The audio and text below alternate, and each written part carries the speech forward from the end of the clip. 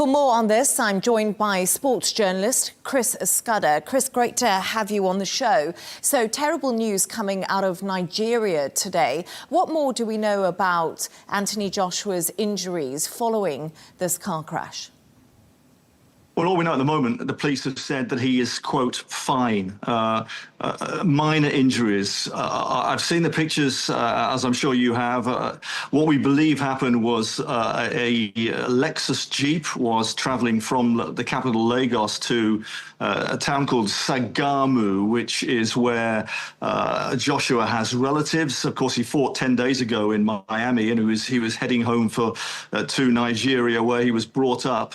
Well, he went to boarding school anyway for the new year. We believe there were 5 people in the car, and the police at the moment are saying they believe an overtaking maneuver was made by the car at high speed. It crashed into a stationary lorry, and sadly there were 2 fatalities after that. Joshua was in the back seat. We believe that the fatalities were in the front seat of the vehicle.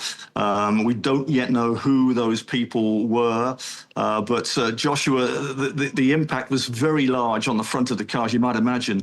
In the back, it seemed to be intact. He was taken out by police and was sitting upright when he was taken away from the scene.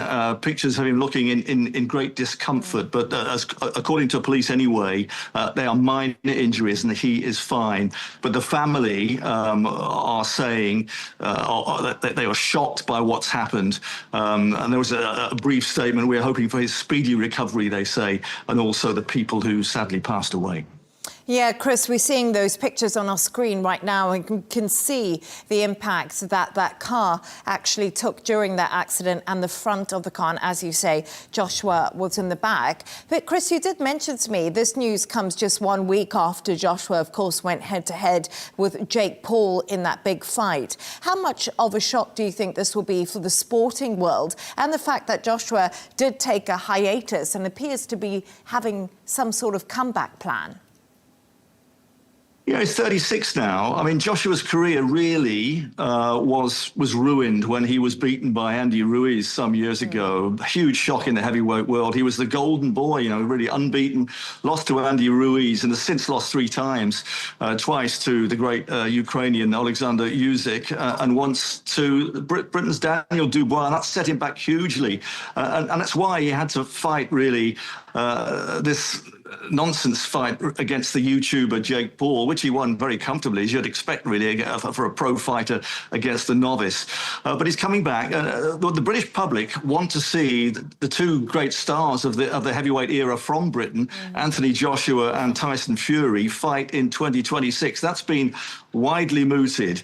It probably won't happen until the end of this year. But of course, at this stage, we don't know how this accident will impact on him, not just physically, but emotionally as well. He was with friends in that car. There was a video circulating of him playing table tennis with a partner earlier that day, we understand. So it'll leave deep scars, obviously. But that is a big fight that is waiting to happen in the heavyweight ranks in 2026. Tyson Fury, former heavyweight champion, against the twice world heavyweight champion himself, Anthony Joshua. Yeah, Chris, I'm sure we'll find out more about who the people were in that car with Anthony Joshua as the days go on. But Chris Skudder there, thank you so much for joining us and telling us more on that car accident that Anthony Joshua was involved in Nigeria. Appreciate it.